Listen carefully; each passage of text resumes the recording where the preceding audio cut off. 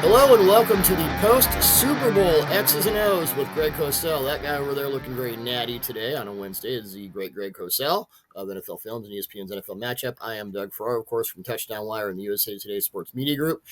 Greg, we actually got to do the pod, the video/pod in person last week. That was fun. Might do it at the Combine. We'll see. But we're back in our you're back at NFL Films in Mount Laurel, New Jersey. I'm back in my office. And we usually look forward, of course, and we want to discuss Super Bowl 58. So not so much concepts as a series of moments here. And I wanted to start with Steve Spagnuolo's man blitz plan. And stat services are different. You and I have different numbers here, but it's kind of close. The Chiefs blitzed on 27 of their defensive snaps in this game. They played zone on 4 of those snaps and man on 23. And right. You only do that if you are highly confident in the ability of your defensive backs to not only press and jam receivers at the line of scrimmage, which is a Spag staple, but also to plaster those receivers all over the field. The one play I wanted to get to, the Chiefs ran a 0 blitz with 7:04 left in the second quarter, down 3-0. Niners actually blocked the 6-man pressure up very well with Willie Gay as the 5th rusher from the left defensive edge and Nick Bolton on the right side as the 6th rusher. It was 6-on-6 with Kittle as in the formation because McCaffrey released from the backfield on play action into a choice route, while L'Jarius Sneed had Juwan Jennings to the right offensive side on the dig route, and Trent McDuffie had Deebo Samuel up the numbers on the other side. Purdy had time to scan those possibilities. Both receivers were locked down. Purdy had 2 practical choices: hit McCaffrey on the choice or hit Ayuk on the flat route to the left side out of motion, which probably would have gone for about the same result, 6 yards, because Shamari Connor was manned up on Ayuk, and Ayuk didn't look like he was going to get very far after the catch. I want to point that play out of many because this is a fascinating example to me, Greg, of how much Spags trusts his defensive backs to shut things down in coverage concepts that would normally favor the offense and would normally favor the offense to an extreme degree if the quarterback is left clean. Well, I mean, Spags has always been a believer in number one, press. He does not want to give receivers free access into routes. No. What was particularly interesting when you play the 49ers is the 49ers are a very high percentage offense in terms of cut splits or reduced splits, where the wide receivers are very close to the formation. They play more of those than any other team. Yeah, and it's very hard. Normally teams don't press that. Normally what teams do is have their corners play off with width and depth. But Spags did not necessarily take that approach. He took the approach that we're essentially going to be a press man defense much of the game. They played a reasonably high percentage of cover 1, which is man coverage with a single high safety. They played meaningful snaps of 2-man coverage, which they play extremely well. And that's where you have 2 deep safeties and man-to-man on the 5 eligible receivers. They played an inordinately high number of snaps of what we call zero coverage, where there was no deep safety in the middle of the field.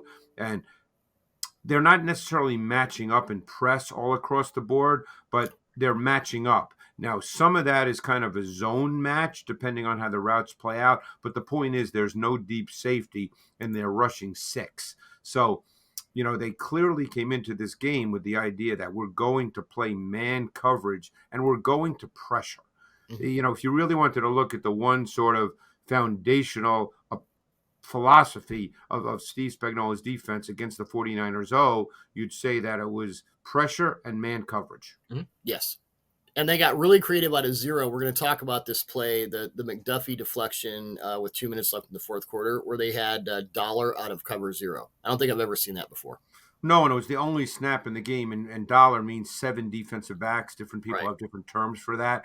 I call it Dollar, but that was the only play with 7 defensive backs, and I believe they had 2 linebackers on the field as well. So it was 2 linebackers, 2 defensive linemen, and 7 defensive backs. Let's get into that play right now. So this is McDuffie's third down pressure with 2 minutes left in the fourth quarter. Fascinating play because the Chiefs were in Dollar personnel, 7 defensive backs. Jones and Karlaftis were the only defensive linemen on the field. Bolton and Gay as the third and fourth guys at the line. McDuffie came through clean on the defensive right side with Trent Williams taking Karlaftis and Aaron Banks taking Bolton. McDuffie effected the quick slant to Ayuk on 3rd and 5 from the Kansas City 35-yard line. Cover 0 blitz in which Kittle took the protection to the other side because Shamari Connor was the more obvious threat as a blitzer. McDuffie was a little further off. He was a more pertinent blitz threat aligned to Jones's inside shoulder. But the 49ers had motioned McCaffrey out to a choice route pre-snap. Originally, he was on Purdy's other side. Yeah, I mean, let's walk through it a little bit here. McCaffrey shifted. It was not a motion. He shifted out of the backfield to kind of a split wing alignment. And that left Kittle in the backfield offset to the same side as McCaffrey. Mm-hmm. Now, it was clear that the offensive center, Brendel, because Purdy is not involved in blitz assignments at all. That's an important delineation to make. He doesn't make the protection calls. Purdy does not make the protection calls. That is correct. The O-line does. So the 49ers O-line identified Connor, who was to the side of Kittle and McCaffrey, as the 5th rusher. So that means the offensive line was going to deal with Connor. Yeah. Kittle then stayed to that side, and he ended up with no one to block. So, again, we don't know. It's very possible that the 49ers could have thought that there was going to be a slot blitz from that side as well. Because, look, we know with Spags that you're going to get blitzes from either side. But what happened on that particular play is McDuffie from the other side, the side opposite Kittle and McDuffie and Connor, opposite Connor, McDuffie came. And because Kittle stayed and did not scan and cross the formation, McDuffie was clean through that opposite B gap, and he got his hand on Purdy's slant throw to Jennings, resulting in the incompletion. Now, this has been debated quite a bit on social media, and none of us know the answer for sure because Shanahan is not going to tell us. But, they obviously did not pick up McDuffie. He got in clean. I thought Purdy should have gone to Ayuk on the slant from the slot, and then McDuffie's pressure would not have been a factor. But again, that's just watching the tape with a clicker and looking at it, 20 times. But if he had gone to Ayuk on the slant from the slot, it would not have been. They would have beaten the pressure, and they would have gotten a first down because it was 3rd and 5. Right. Speaking of pressure, I want to get into my header here is Chris Jones MVP. I got to talk to Eli Manning for about 15 minutes last Friday in Vegas, and we spent like half the time talking about Spags' defensive plan in Super Bowl 42, where of course they beat the heretofore undefeated Patriots. And we talked a little bit about Justin Tuck, and it could have been argued that in the 2 Super Bowls where the Giants beat the Patriots, Eli was the MVP and Tuck could have been. I think Jones could have been the MVP in this one and in 54, but I digress. But my point is, and we discussed this morning, there's a discussion to be had about the volume of pressures versus the impact of pressures. Nick Bosa had 12 pressures in that game. Right. He played his ass off. No one's going to deny that. Chris Jones had 6. But if you look at the season in total, I mean, that's pretty good. He had 5 games this season with more pressures. But he had 3 pressures in which it could be credibly argued, prevented touchdowns. The first one came on the first play of the second quarter. This is the play we discussed for other reasons. Debo ran that deep wheel to the left side outside the numbers with McDuffie plastered on him. I don't know if they'd call that a switch release. Ayuk taking L'Jarius Sneed inside. Jones got in, forced Purdy off his spot. Now, to Purdy's credit, he reset well and made a good throw to Samuel in the end zone, and that's where McDuffie made that ridiculous play on the ball. But that's one touchdown that Jones helped to prevent. Yeah, I mean, that play, Jones beat the left guard Banks. Purdy showed great pocket movement there. He slid and he climbed. He really did. Samuel on the deep post off short burst motion because he was initially in the slot, and that's why McDuffie was on him because they played cover 1, man coverage. So they were in cover 1. So when Samuel went in short burst motion, McDuffie simply followed him as his man coverage defender, and he ran the deep post, and McDuffie made an excellent play on the ball. He ran with him and made a great play on the ball. But yeah, Jones obviously won, beating Banks, but Purdy showed great pocket movement on that play. So Jones ended up not necessarily being a factor on that play. Right. That was a McDuffie play. The second touchdown Jones may or may not have prevented came with 14 left in the fourth quarter. Niners ran our favorite concept, 4 strong. Purdy wanted to hit Samuel in the end zone from the Kansas City 22-yard line, but Jones got through right guard Spencer Burford, and Purdy had to hurry his throw. I don't know if you have any comments on that one. Yeah, I'm trying to remember that specific play. That was early in the fourth. 14 left in the fourth quarter. Well, yeah, we can move on to the third. Yeah, third I don't remember that one specifically. Yeah, San Francisco's last offensive play was 7:29 left in overtime. We obviously all remember that one. Yeah. All Shanahan said about it after the game was it was a protection bust. I'm not getting into what. Yeah, and we can certainly get into that. We can get into that one. I mean, but this is a protection bust where Jones got through clean. Purdy had to hurry his throw once again. And I know you had some thoughts on what happened there. Yeah, I mean, you're dealing with the fact there were a number of things that happened on this. I mean, it was third and four in the low red zone, less than 8 minutes remaining in OT. My sense watching the play based on the Chiefs were in a diamond front, meaning they had 5 across. So when there's 5 across, pretty much what happens is the 5 offensive linemen are responsible for the 5 across because there are 5 first level defensive players. It doesn't matter what their numbers are. They're all on the first level. They're on the defensive front. Can I bust in and ask you one quick question? Is sure. diamond different than bear? Yes. Bear is more specific to how the players are aligned. The 3 techs on the guard's outside shoulders. Yeah. A bear front speaks more to the fact that you have 2-3 techniques with your defensive tackles and a 0 technique with a nose, so to speak. Right. Whereas a diamond front is simply 5 defensive linemen, okay. Or 5 lined up as 5 defensive linemen. It doesn't have to be in a specific bear front. Gotcha. Okay. But normally when there's 5 defensive linemen or 5 across like that, the offensive line will take all 5 because it just becomes one-on-one in protection. Now, what the Niners did is they actually had McCaffrey in motion off jet action because they felt that would eat up Michael Dana to the side of the jet action, and it did eat up Michael Dana. So he got kind of removed as a pass rusher. Looking at the entire offensive line and how they chose to block it, my sense was the right guard Burford, who had to play 44 snaps in the game due to injuries to Feliciano, who was the starting right guard. My sense was that Burford was the one who made the mistake because he ended up blocking down in the A-gap when I don't believe he should have, and therefore he left Jones free. So, yes, while Jones made an impact on the play, Jones became unblocked. It's not as if he did anything special. Yeah, that, by the way, was one of 9 unblocked pressures the Chiefs had, which was their season high. So I want to get to, and I've had Spags on there. By the way, as we're doing this, about 2 hours ago, the Chiefs announced that they've given Spags a contract extension, which is probably the easiest money that franchise has ever spent. Spags' nickel stuff. The Chiefs had 78 defensive snaps in this game. They played nickel on 38 of them. I didn't really expect that. I thought they might go with a lot more base because their linebackers are so versatile. It's been a primary construct of Spags' defense this season, and San Francisco's run game was ostensibly such a threat. But against those nickel defenses, Greg, Christian McCaffrey ran 10 times for 38 yards. The best running back in this game against nickel was Mahomes, who gained 59 yards on 6 carries against the Niners nickel defense. So just your thought. I mean, I believe he could trust his linebackers and defensive backs to cap the fronts to stop any outside flow, and he knew he had the blocking assignments up front with his defensive linemen. So just your thoughts on, were you surprised at all that they didn't run more base, and how did you think they held up with that nickel stuff?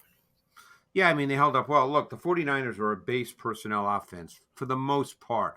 The 49ers had 38 snaps of 21 personnel, where Juszczyk was on the field. 38 snaps. That was 54% of their offensive snaps. That's a high number.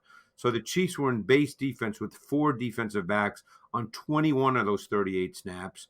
They were nickel on the other 17. Now, I don't remember every down and distance. I'm sure some were in longer yardage type situations, but of course some would have been on first down as well. I think they felt that their defensive line, and it did play out this way for a good part of the game, I think they felt that their defensive line was simply better than the overall 49ers O-line. We know Trent Williams is a really good player, maybe one of the best ever. We know Banks is a solid player. Brendel's a nice center, but the right side of the of the 49ers O-line is not very good. And that was Feliciano, who ended up getting hurt, and Burford, the backup. Obviously, they don't feel he's as good, or he wouldn't be the backup. Yeah. And then McKivitz on the right side, struggles, and he certainly struggles in pass pro, one-on-one pass pro. So Yes. I think they felt that they just had a personnel advantage up front. Speaking of injuries, I wanted to get into what I call the Greenlaw myth. Dre Greenlaw, the Niners linebacker, obviously went out early in the game. And there is a common sort of intellectual construct that really negatively affected what Steve Wilks was able to do. And you had some very strong feelings about that. So I'll give the floor to you. Yeah, I mean, look, when a really good player goes out and gets replaced by a player that's not as good, obviously the better player is not playing. But if you're going to say that dramatically changed the game, then you need, in my opinion, to show me examples of that, rather than just say that a guy who's not as good as the other player, changes the game. Of course it changes the game, but how? We don't know the answer to that. Or I certainly don't. Some do. The 49ers may, the Chiefs may, people who are actually, involved in maybe play calling or design. But at that point, you can't change anything dramatically. You're in the middle of the Super Bowl. It Right. started the fourth possession is when he ran out and, he tore his Achilles. Okay. Just the most bizarre injury. I know. So it started the fourth possession. Yeah. Burks replaced him in the nickel, and Flanagan Fowles was the third linebacker in the base 4-3. Now, Flanagan Fowles ended up playing Greenlaw's position in the base defense. Where there were a couple of run plays where I thought that if Greenlaw was in, they might have played out differently. But again, you'd have to speak to specific plays, and you just don't know the answer to that. Well, Burks was targeted 4 times that I caught, and none of those plays were like, oh my God, it was mostly short stuff. But we also don't know if Greenlaw would have been targeted on those same plays. You don't know that. Right. So, that's just an easy thing to say that is a no-brainer. That's like saying 2 and 2 is 4. Of course, Greenlaw is a better player than Burks. He's a better player than Flanagan Fowles. We know that. Okay, then what? Right. You have to give me specific examples of how you think that impacted the game. Brock, my header for this part of my notes, Brock Purdy wasn't the problem. It was more about Spags. Per Next Gen Stats, Purdy completed 12 of 19 attempts against the Blitz for 131 yards and a touchdown while getting sacked once in the Super Bowl. Yeah. The Chiefs defense blitzed on 51.2% of their dropbacks, their 4th highest rate in a game under Spags. The Chiefs defense generated a season-high 9 unblocked pressures, all of which came on blitzes. So that's kind of what Purdy was dealing with. And I want to get to one throw, because the two things you and I have talked about for months with Purdy is 2 superpowers. Diagnosing late coverage movement and throwing those in breakers before the receiver stems the route. So the throw he made to Juwan Jennings with 5:46 left in the 4th quarter showed those 2 things exactly. Chiefs were in cover 2. Jennings ran that 15-yard in cut outside left. Are you talking about the 23-yarder? Yeah. That's it. Yeah, that was cover 2. That was outside left a bunch. Shanahan staple. The Chiefs showed single high pre-snap. McDuffy dropped as the other deep defender, which was kind of cool, along with Mike Edwards. Purdy had no issue making that throw, especially when Ayuk took Justin Reed up the middle to kind of clear it out. And he made that throw before it was the dagger concept with an inside vertical and an outside dig. It was dagger. So, I see throws like that, and I'm like, well, he played like Brock Purdy. The other way he played like Brock Purdy, you mentioned the slant Purdy missed to Ayuk with 13:26 left in the 4th quarter. Debo ran that short crosser underneath the slant, and it looked like Purdy had his eyes on Debo all the way. It was cover 2. McDuffy matched Samuel across really well, broke it up. Snead was playing Ayuk off, and Ayuk would have, as you said, I watched the play after reading your notes, and he was open on that slant cut. And you mentioned that Purdy had kind of a rough 3rd quarter. Do you want to kind of expand on that? Yeah, I thought the 3rd quarter was a little tough for him. He didn't see things clearly. I thought he was a little too reactive to some pressure concepts. He was a little hesitant. There were some late throws, some poor reads. You mentioned one that I thought was really critical. Yeah. When if he had hit Ayuk on the slant instead of going to Samuel on the inside shallow, I mean, Ayuk certainly that was a long yardage play, as I recall. And I don't know if it would have gotten a first down, but he certainly would have put them in field goal range, and they ended up having to punt on that series. Yeah, But it wasn't completely open to the other side of the slant, but there was certainly more room than McDuffy just clamping down on Debo. yeah, oh no, the slant was wide open because I think it was Snead, and he was playing off. He was playing off. He was playing kind of a bail look a little bit. Yeah, yeah. So again, I thought, without knowing every single detail, I thought that throw was there, and he didn't make it. He chose to go to Samuel. So to me, he didn't quite see because he was reading the same side of the field. So for whatever reason, I don't know why he didn't throw it to Ayuk, because Ayuk was wide open. Yeah. And this is another sort of public referendum. We mentioned last week, and you said it, and I thought it was funny. Like, this game is going to decide whether Purdy is a good quarterback or not, which of course is hilarious. But how do you feel he played overall? Like, what's your sort of, if you were to get not a grade, but just your? I overall? would say overall he played a solid game. He had the rough third quarter. He did not turn the ball over. He did not get sacked a lot. I mean, look, given the amount of pressure that Spags put on, which is not just for him. It's obviously attacking protections and attacking a very weak right side of the 49ers O-line. So it wasn't, hey, let's go attack Purdy, But when you have 9 unblocked pressures in your face, that's hard. Yeah, exactly. So I thought overall he played solid. And don't forget, he came back in the fourth quarter and in the overtime and made some really good plays, really good throws, some good reads. If we said going into this game that Patrick Mahomes would have more turnovers than Brock Purdy, my guess is most people would think that the 49ers would win the game. But obviously it didn't play out that way. You could argue, well, I would argue that the 49ers were actually sort of outplayed in each of their 3 playoff games, and it was Purdy who in each of those games in the fourth quarter, he sort of ramped it up, overtime, ramped it up. That's, so I want to switch to the other quarterback, obviously. You mentioned that Mahomes' deep pass to Mecole Hardman never should have been thrown. This is 13:02 left in the second quarter. Hardman ran what looked like a corner post. Mahomes threw the ball after Hardman had passed Jair Brown and Tayshaun Gibson Sr. I have no idea what Gibson was looking back at there, but are you saying that he never should have thrown that ball, period, or they never should have thrown the ball that late? I don't think he should have thrown the ball. I mean, that ball should have been an easy interception for Tayshaun Gibson. It should have been. Somehow he lost awareness of both the receiver and the ball. I don't know why, only he could tell you that. But he was in perfect position to intercept that ball, and he just had no idea, again, about Hardman or the ball. So, that ball should not have been thrown. That was not a good read by Mahomes. Do you think maybe if he ran that sort of fake corner before the post, maybe if he throws it there? Because I was looking at it, I'm like, well, maybe if he just doesn't throw it so late before he gets to the safety. Well, if memory serves me correctly, it was a kind of a mini boot left, so that automatically made it later than just a normal drop back because it was boot action left and kind of a throwback element deep. Yeah. Maybe they were counting on the boot to really hold Gibson, down, but Gibson kind of ran deep, and he was like 30 yards upfield. He doesn't care about the boot at that point. Yeah, he was in perfect position to intercept the ball, and just you could see. I mean, even watching the game, I was in the stadium watching the game live and seeing the play. I'm thinking, God, what was Gibson thinking there? I mean, he was. In some ways, all he had to do was kind of turn around, and the ball would have been thrown right to him. I was in the auxiliary press box and I saw it live, and I'm like, whoa! And I saw the jumbotron. I'm like, wow, that was weird. But yeah, you also mentioned, and it showed up late. Mahomes taking what the defense gave him. First play of the third possession, the Chiefs ran their 4 strong out of a flood concept with Isaiah Pacheco in the backfield. Niners doubled Kelsey, so Mahomes just threw the flat route to Pacheco for an easy 7 yards. And there was a lot of that in this game where the Chiefs were fine.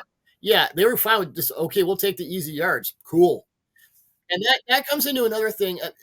Steve Wilks has been criticized a lot for, quote-unquote, playing soft at certain times, especially late in the game. So I also wanted to get your thoughts on that. Well, I just want to mention that play you mentioned. It wasn't a pure double on Kelsey. They were playing zone. They were playing cover three. Okay. But one of the main staples of the Chiefs is the flood concept. And just so people understand what that is, it's a route. It's a three receiver route concept to one side of the field, where there's a vertical route, which is 99.9% of the time a clear out route to get the corner out of there, and then there's an intermediate route, and then there's a flat route. Now, almost all the time you're looking for the intermediate route because it makes it a fairly simple read for the quarterback, particularly against zone. So more often than not, what you're reading on that flood concept is the flat defender, okay, in zone. And they played cover three on that play. But both the flat defender, who was Logan Ryan, and the hook defender to that side, who was Burks, the linebacker, they were well aware of this flood tendency, and both got eyes on Kelsey. So it wasn't necessarily a double. They just got eyes on Kelsey. Okay. And I thought this was a very simple play that just showed how smart Mahomes is, because he read it and immediately threw the check down instead of waiting in the pocket for that extra beat. Because if you wait for that extra beat, then what happens is they rally up to the ball. Those underneath defenders rally up to the throw, and a 7-yard gain becomes a 2 or 3 yard gain. But Mahomes read it and immediately threw the check down because he saw that Kelsey, who's almost always the intermediate receiver in their flood concepts, was just not going to be open. So a simple play, 7 yards to start a possession, you'll take that every time, was just a really smart, aware play by Patrick Mahomes.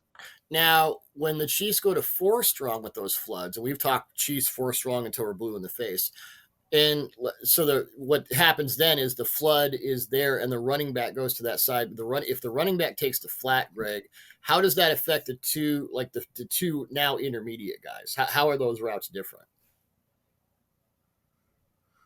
The routes themselves, I mean, it's well, you're talking or about okay, let's say if the bottom receiver in the flood is taking the flat, but now if it's 4 strong, the running back is taking the flat. How does that affect the route concept? Well, you're bringing a fourth receiver to that same side of the field, right? So defensively, you have to match somewhere along the line because you don't have enough bodies if you don't match. In fact, even normal flood with 3, the belief is, and I've had conversations with a number of super smart defensive guys that say that if you don't match flood, you're just going to get your ass burned. Yeah. You got to start matching routes. Yeah.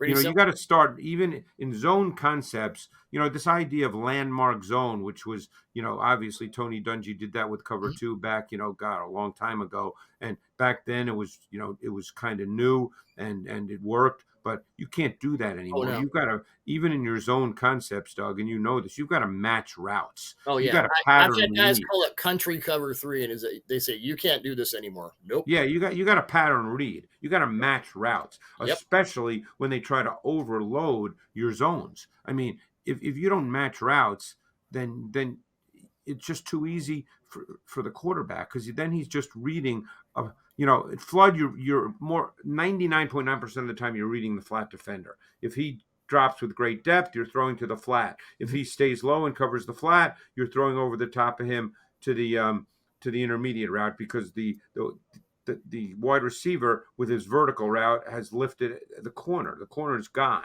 So you've got to match routes, and that becomes even more important with 4 strong because in pure zone, you don't have enough bodies to play 4 receivers to one side of the field. Nope. And everything old is new again. This all goes back to like Sid Gilman. I feel like we should be wearing bow ties. Yeah, we could start going to San Diego State and getting geometry and trigonometry lessons, to decide how we build our route concepts. Yep. For people who don't know, in '64, I believe, Sid Gilman sent Tom Bass, one of his coaches, to talk to a maths professor about the geometry of the field, and that was which cool. We talked about in the games that changed the game. Yes, you did. I believe so. A book everyone should own. One more thing about Kansas City's passing game: Travis Kelce's 22-yard reception with 16 seconds left in the fourth quarter. Yeah. This was the play that set the Chiefs up to tie it at 19 to go in overtime.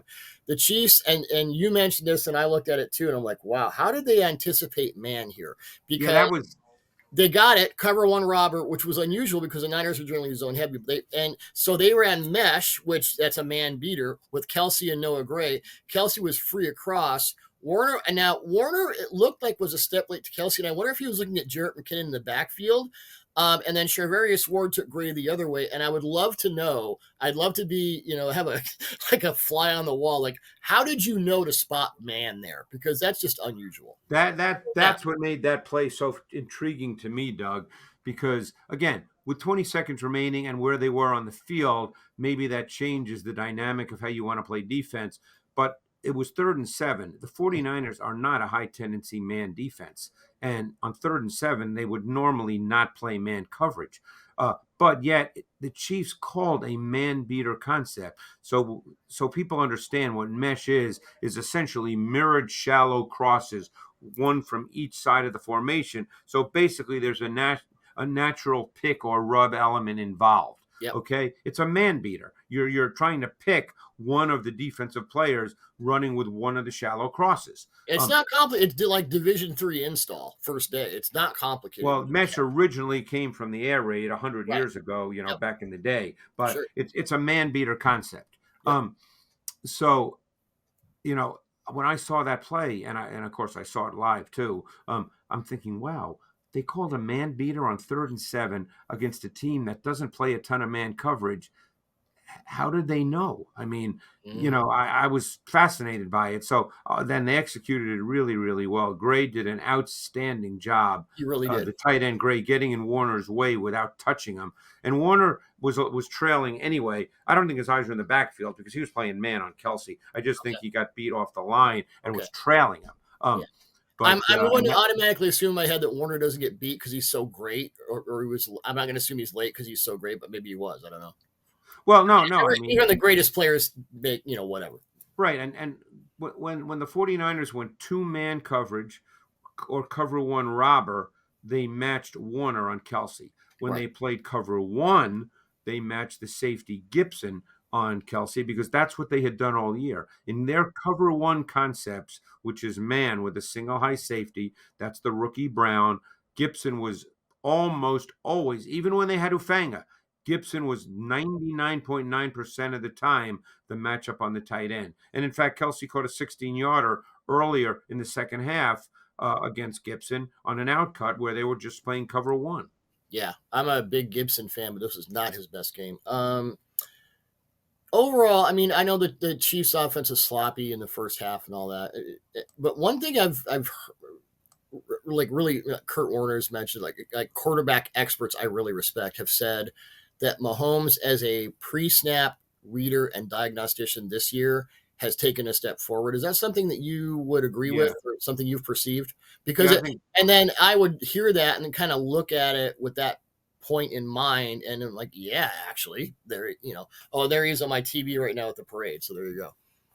No, I think Mahomes is a really smart player. I mentioned that play, that 7-yard pass earlier. That was obviously post-snap, but I think Mahomes has really become, I mean, you could almost argue that that's one of his best traits. Mm-hmm. The fact that he sees things really well pre-snap, he sees things really well post-snap. He understands the game, I think, at a pretty high level. You got to remember a couple things, and people lose sight of this because of what Mahomes has achieved. But Mahomes was so fortunate early in his career. You and I both know he was the 10th pick in the draft. Now, the Chiefs traded up, but people were uncertain when he came out what he would become. Keep in mind, he went to a team that had one of the best offensive-minded head coaches in the game, a starting quarterback who's incredibly intelligent, and therefore he sat for a year. A team that had one of the better O-lines in football, a team that had Tyreek Hill, Travis Kelce. I mean, big-time players. So you have to remember he was put into an unbelievably great learning situation. I'm not talking about his physical traits now. I'm talking about the ability to learn the game and the people around him that allowed him, when he did get his opportunity, obviously started the last game of the season his rookie year, and you started to see some of the traits, and then became the full-time starter clearly the next year. But that's an optimum situation for a guy to, and I don't want to say they eased him in because his first year was phenomenal, but there were a lot of things that were set up for him to be able to step right in. Again, I'm not going to sit here and say he wouldn't be a great player, but how many times have we seen quarterbacks that we love their traits go to teams, with a bad O-line, not particularly good skill position players, maybe a coach who's a defensive coach and wants to just run the ball, any number of reasons, and therefore quarterbacks don't develop. He was in an optimum situation, and I think it allowed him to reach a high level of development really early in his career. Well, I've told you the story before. About a month before he was drafted, I got to spend an hour with Mahomes on the phone watching tape, and I sent him a bunch of plays through Lee Steinberg, Right. and we talked about the Texas game where I think he threw 3 picks. He could have thrown 8 because he was just lobbing the ball down the Right. field in ridiculous fashions. And I'm like, you can't get away with this because the NFL is not the Big 12. He's like, yeah, I know I got to tamp it down, but when we say now people were unsure about Mahomes, there was a good reason for it. There was good reason. Oh no, that's I remember, Doug. I remember having problem. Yeah, I remember having conversations at the combine with coaches we'd all respect, by the way, big time NFL offensive coaches, sure, who said that I love the kid's talent, but you know what? I'm not sure. I spent 16, 17 hours a day putting together my plans, my offense, the whole deal, and I'm not sure he's going to run it. Yeah. So I mean, that seems like a ridiculous thing to say now, but you and I both know there's so many reasons why guys develop. There's so many reasons why guys don't. I mean, it's once guys become great, it's easy to say, well, they'd become great no matter what. That's easy to say because they're great. It's just like the conversation about Greenlaw. Well, yeah, he's better than the guys who replaced him. But it doesn't always work, and it's worked phenomenally well for Mahomes. Probably for a number of reasons. Obviously, the player is a large part of that. I think Mahomes is instinctive. I think he's highly intelligent, but he's also been coached exceedingly well. Yeah. Well, I remember Phil Simms, and you probably know this because I'm sure it was on NFL Films where he said it, a video of Phil Simms talking about when he had a pre-draft workout with Bill Walsh. Yeah. And Phil was saying, okay, Phil, I want you to slow everything down and be more, lithe and loose and just kind of rubbery and bendy. And, I'm sure Walsh was impressed with Simms' talent, but when Walsh got Joe Montana and Montana sort of did everything the way Walsh wanted him to.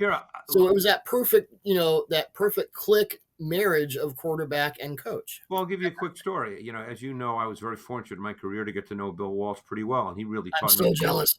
He taught me the quarterback position. I remember him telling me a story because, in 1976, he was the quarterback coach for the Chargers. Right. And Dan Fouts was very early in his career. It was a couple of years before Air Coryell. Mm-hmm. And Fouts was still kind of trying to figure it out, as you well know. Mm-hmm. And I remember Walsh telling me, he said, I could do some things with Dan Fouts and have him throw some routes that I couldn't do with Joe because Joe couldn't throw those routes and Dan could. So think about that. Joe Montana probably considered, let's put Mahomes aside for the moment, but Joe Montana considered either the first or second best quarterback of all time. And here's Bill Walsh saying, well, there's some routes he couldn't throw. It's not automatic that a guy who's great can do every single thing in the world at the highest level possible. Right. Well, John Madden, in one of his books, mentioned when he went to visit 49ers practice when Walsh was the head coach, and he was aghast. You have a 50-yard practice field. But, Walsh said we don't need a longer practice field because we don't make those throws. They didn't just construct the offense around their quarterback, Greg. They constructed the whole bleeping facility out of their quarterback. That's how far it can go. Yeah, so, I mean, it just drives home the point. I mean, it's easy now to say Mahomes would be great under any circumstance, and maybe he would be because I think he's got a very unique feel for the game that, besides great physical traits, and I think that's why guys are great, is they have a feel. Quarterback, the word instinct is often overused, and I think it's overused. But when I talk to coaches and they use it, I know what they mean, particularly when it comes to quarterbacks. Yeah. And I think that Mahomes has just phenomenal instincts for the position in addition to high-level talent. My impression of defensive head coaches is a lot of them are mistake-proof on offense as just a tangent. Because they're so into creating mistakes for us. If you got Mahomes with a mistake-proof head coach or a mistake not fearing but a mistake-averse head coach, I don't know. I don't know. That would be weird. Anyway, that's one of our little tangents. Greg, it is. I've learned so much this year, and I hope our viewers and listeners have too. It's been awesome to talk ball with you every week. We're going to take a couple weeks off, and then the whiplash starts all over again with the draft and free agency. We'll of course see each other at the combine in a couple weeks. But my friend, thanks so much. It's been awesome, and we'll be doing it again very soon. Yeah, I'm looking forward to it, Doug. This has been great. Thank you. Thank you.